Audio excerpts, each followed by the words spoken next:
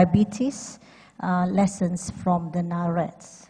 Over to you, Dr. Julia Bolsinger. Okay, thank you very much for the kind introduction. I'm also looking forward to seeing my presentation here. We're still working on that. But for now, thank you very much to the MPOC for the invitation. Thank you, Dr. Sundram. As Ravi's already pointed out, my topic is on the Nile rat, its diabetes and what we can learn from it. And the Nile rat, unfortunately, is still a not very well-known model for diabetes, but we like to think that it's worth knowing, so allow me to introduce it to you. This is a Nile rat. You've already seen a picture of it. Unlike most other rodents, the Nile rat has a diurnal rhythm, and that is originally why it was used in research. So the idea was to conduct circadian studies on it. Unfortunately, most of these studies failed because the Nile rats died during the studies. And it turned out that that was due to spontaneous diabetes that these rats developed when fed regular lab chow, as opposed to, as Ravi already mentioned, their normal diet of grass roots in the Sahara. So Casey Hayes and his lab back in the day had the idea of actually looking at this diabetes that the Nile rat develops. And it turns out that the Nile rat doesn't only develop hyperglycemia, but also other criteria of the metabolic syndrome. And one example is shown down here. These are plasma samples after centrifugation. On the very right is sort of a normal plasma sample from a healthy Nile rat, and you hardly can see the plasma on top of the corpuscular blood components because it's very transparent, and that's what it's supposed to be like. And as you move further to the left, the plasma gets wider and wider up to this point where we have massive triglyceridemia, and this is actually so viscous that it's hardly pipettable anymore. So the Nile rat doesn't only develop hyperglycemia, but all other features of the metabolic syndrome except for abdominal obesity when fed regular lab chow. Here are two of the more severe consequences of long-term diabetes. This is a cataract, I'm not sure how well you can see that we see after about half a year of massive hyperglycemia in the Nile rat. And this is an example of a hepatic tumor that we see in very old and very diabetic rats. So really, the Nile rat is a good model not only for the acute diabetes, but also for the long-term consequences that we see. These are just impressions of how we handle them. One point worth noting is the method that we've developed to measure their blood glucose, because excitement can actually influence glucose metabolism. So what we do is we catch the Nile rats with PVC tubes. Once they're in there, put on a stopper at the bottom end, and then link the tube to a glove that's connected to an O2-CO2 tank, and then within 20-30 seconds of mild anesthesia, the Nile rat falls asleep, can gently be shaken into the glove. We can prick their tails and measure blood glucose with a regular standard human glucometer. The whole procedure takes about 1 minute, and the Nile rat is not excited or anything, so we're pretty sure that we get reliable glucose data from it. So what were the objectives we had when we set out to study diabetes in the Nile rat? We wanted to characterize the nature of the diabetes and metabolic syndrome it develops.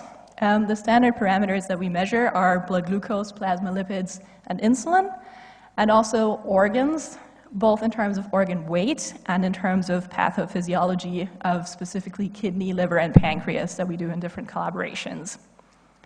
Since we're a nutritional lab, we also like to look at the diet composition and its impact on the diabetes the Nile rat develops, as well as, and this is where palm fruit juice comes in, dietary supplements and in how far they can influence the diabetes. Quick note on why we like to call it palm fruit juice. We think that not only the phenolics, but also other diet or bioactive components in the palm fruit juice may have beneficial effects on the Nile rat and humans.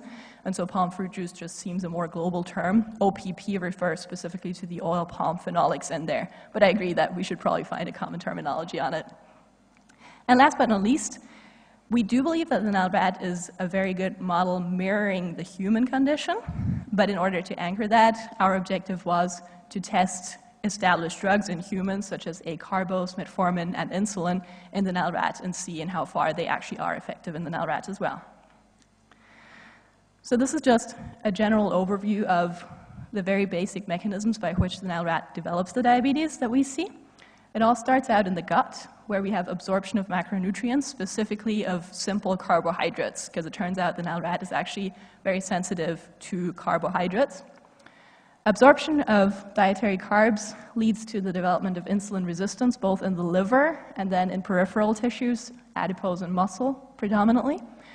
And these mechanisms lead to an increase in blood glucose. Quick note, we usually use random blood glucose as our parameter for the assessment of diabetes in the Nile rat. That is due to two reasons, because usually in humans you use fasting blood glucose. Fasting blood glucose does rise in the Nile rat as well, but it takes longer, so in terms of study economy it just makes more sense to use random, and we get more striking differences between healthy and unhealthy rats in random blood glucose than we would in fasting. After long-term diabetes, we also see an increase in glycosylated hemoglobin H1C. And after a certain time period of elevated blood glucose and elevated insulins due to insulin resistance, we eventually see a breakdown of the pancreatic beta cells, which can't keep up with the increased need for insulin production anymore, and we see a decrease in insulin levels, indicating end stages of diabetes. So, to sum this up, there are three main mechanisms that make the Nile rats develop diabetes. The first one would be intestinal glucose absorption. Second one would be development of insulin resistance. And then lastly, due to those two prior mechanisms, we have a problem with insulin secretion. So in terms of therapeutic interventions, these are the three logical steps to tackle. First, can we somehow alter intestinal carb absorption? This is a very basic study in the Nile rat that just establishes it as a carb-sensitive model.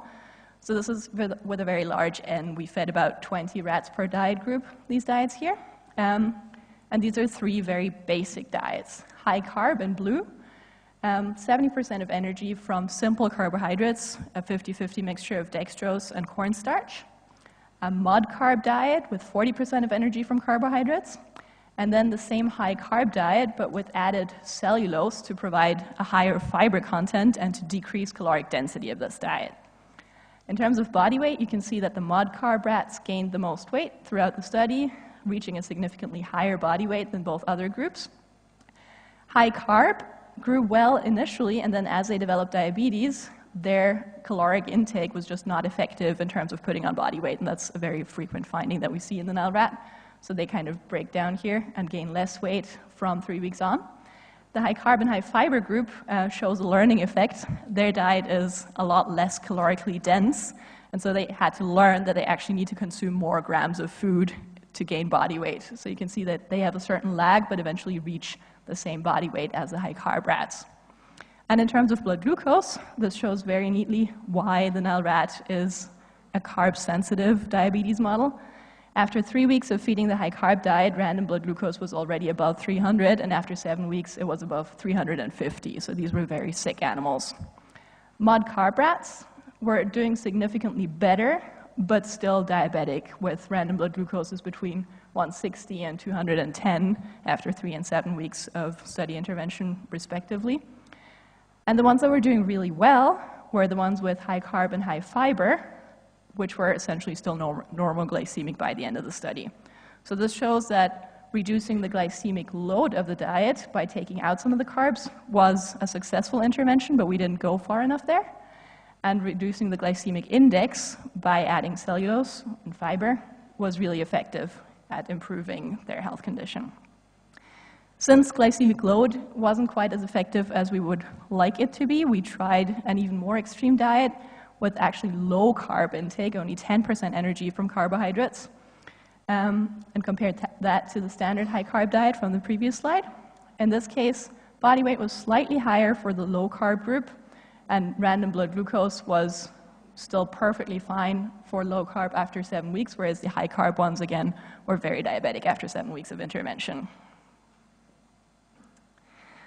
The next step was to test an established anti-diabetic drug in humans. In the Nile rat, acarbose is an alpha-glucosidase inhibitor and essentially prevents the breakdown of carbohydrates in the intestines and thus reduces the amount of carbohydrates that are being absorbed, leading to less postprandial hyperglycemia.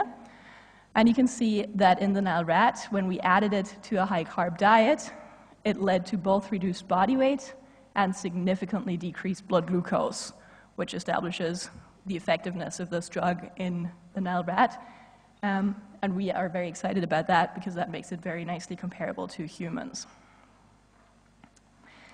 Since obviously being one step ahead of having to feed people or rats acarbose would be to come up with a dietary recommendation to prevent the development of diabetes, we looked for low glycemic index foods and found that green lentils have a remarkably low glycemic index, which is why we composed a new diet, mainly consisting of green lentil flour, and compared that to our standard high-carb diet. You see that similarly to the acarbose, body weight was significantly reduced for green lentil rats. The nice thing about this is that carcass weight, indicating muscle growth, was not significantly lower as a percentage of body weight. So they still grew well, they just accumulated less adipose tissue compared to the high-carb rats. And similar to the previous high-fiber diet and the low-carb diet, random blood glucose was still around 60 after 7 weeks. Much like humans, normal values for random blood glucose in the Nile rat are between 60 and 90 milligrams per deciliter, so that is very healthy. And again, the high-carb rats are significantly worse. We also see an improvement in plasma lipids, remarkably total cholesterol and plasma triglycerides for the green lentil rats compared to the high-carb controls. And liver weight, indicating hepatic steatosis, which is very nicely correlated with pathophysiology of the liver that we've sent out, was also significantly increased for the high-carb controls. A couple more findings on this green lentil diet. Since it seemed very effective at preventing diabetes, we were wondering if we would also be able to reduce pre-existing hyperglycemia. And so we fed this green lentil diet to 5-week-old males for 3 weeks. Those males started out with random blood glucoses around 170. And during the 3-week intervention, they gained weight, so it was not a matter of they didn't eat, and they significantly reduced their blood glucose. You can also see from the standard deviation that all the rats, by the end of this 3-week intervention, were normal glycemic. Since it worked so well in young rats, we put the Nile rat to the ultimate challenge and fed all the males we had at the time the green lentil diet. As you can see from the body weight and the standard deviation, they were very widely spread in terms of age and maturity. Their mean body weight didn't change much during the intervention. Random blood glucose was significantly reduced, but as you can tell from the standard deviation, not in everybody. So looking at the individual rats here, we found that all those that were around 3 months of age actually gained weight during the intervention and significantly reduced their blood glucose, whereas older rats between 4 and 16 months of age actually lost some weight and slightly, non-significantly increased their blood glucose. So obviously there are certain limits to in how far we can still reduce hyperglycemia. This is basically showing the same thing. I can skip over that for time reasons, where priming with green lentils prevented development of hyperglycemia compared to high-carb controls. So basically, first step, carbohydrate absorption. I think these data show in how far the Nile rat is susceptible to simple high-carb intake and the development of diabetes. And preventing that is definitely a good therapeutic intervention. Second step we could take would be to improve or prevent the development of insulin resistance in the Nile rat. This is where palm fruit juice comes in. We again have in blue our high-carb control, in green the same green lentil diet that I've shown previously, and in black that green lentil diet with added palm fruit juice. Whenever I mention palm fruit juice, you will notice that we mention the GAE intake, gallic acid equivalent, and that corresponds to the OPP, or oil palm phenolics concentration in the palm fruit juice. 253 is sort of a medium intake per kilogram body weight. You can see that in terms of random blood glucose, both lentil and lentil plus palm fruit juice do a lot better than the high-carb control. There is no additional effect of the palm fruit juice. Then again, the lentils already have random blood glucoses of 70 or 60, so there's just not much additional improvement to be reached. In an oral glucose tolerance test, down here, you can see that fasting blood glucose is still low for all groups. As I mentioned earlier, that is the case for sick high-carb rats for a certain time period still.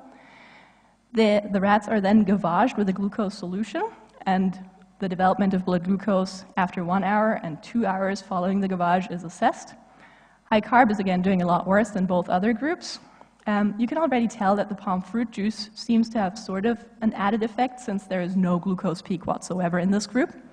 And what's really interesting is that the insulin values are pretty much the same for high carb and green lentils and are significantly reduced for the added palm fruit juice group, indicating that the palm fruit juice rats needed less than half the insulin compared to the green lentil group to reduce their random blood glucose and to prevent a peak in the oral glucose tolerance test. In other words, palm fruit juice really seemed to additionally reduce insulin resistance in these rats.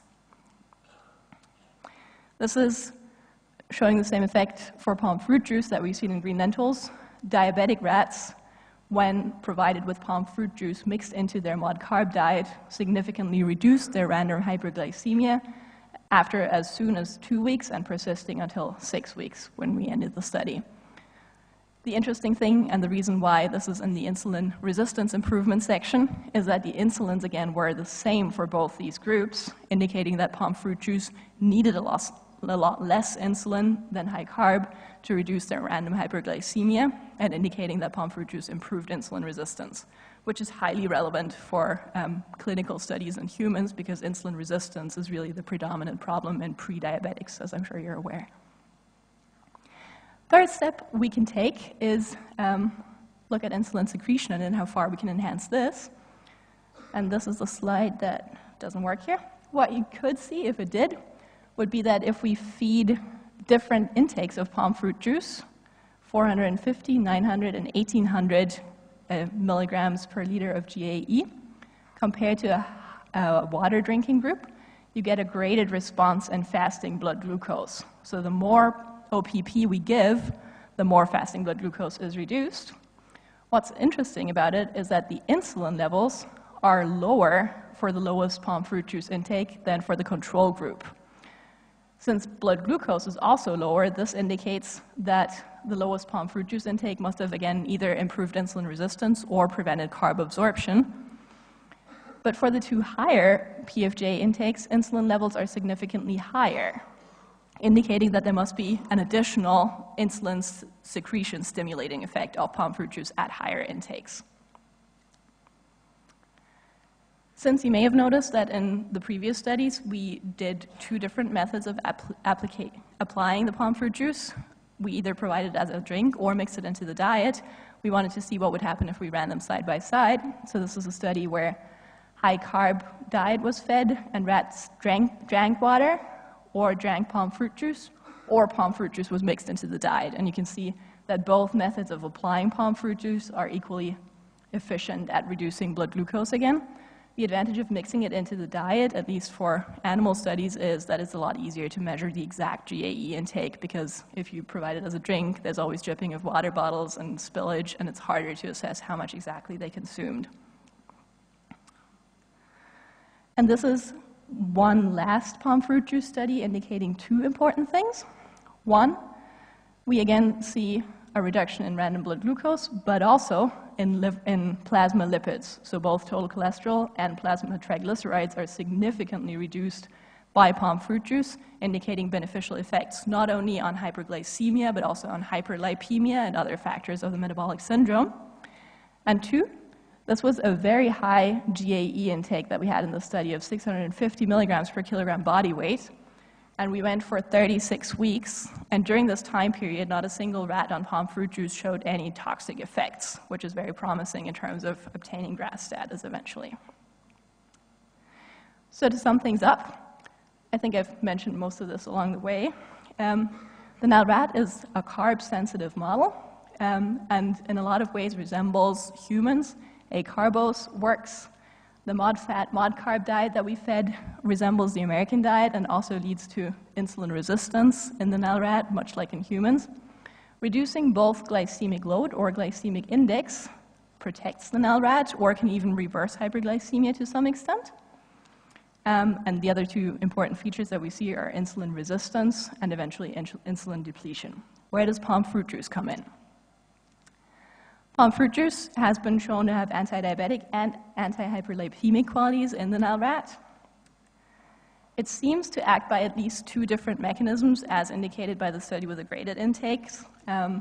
preventing insulin resistance or carbohydrate absorption in the intestines, and stimulating insulin secretion. It becomes more and more effective the more GAE intake, or the higher the GAE intake becomes. In other words, the polyphenolic content is correlated with the reduction in blood glucose. Both mixing it into the diet or providing it as a drink proved effective in the Nile rat. And we tested it in rat of different ages, different diabetes stages, young healthy ones, or more mature rats with beginning hyperglycemia, and palm fruit juice proved effective in all these rats. And we did not observe any toxic effects. All of this combined with the fact that the Nile rat resembles humans as a diabetes model makes for promising results in terms of applying it for humans, and Dr. Fibers will talk more about how it's been tried in clinical trials. So summing things up, we believe that we can prevent all mechanisms leading to the development of type 2 diabetes in the Nile rat, starting with carbohydrate absorption by a carbos, green lentils, or maybe palm fruit juice, the development of insulin resistance, pretty likely by palm fruit juice, and the beta cell damage, as indicated by the insulin secretion stimulating factors of palm fruit juice. And with that, I would like to thank all of you for your attention, the MPOC, for providing the palm fruit juice and funding these studies. And since I'm also still pretty new to this, my mentor, Professor Hayes, for sharing his wisdom and experience with me. Thank you. Thank you, Julia, for a very interesting presentation. We now open questions.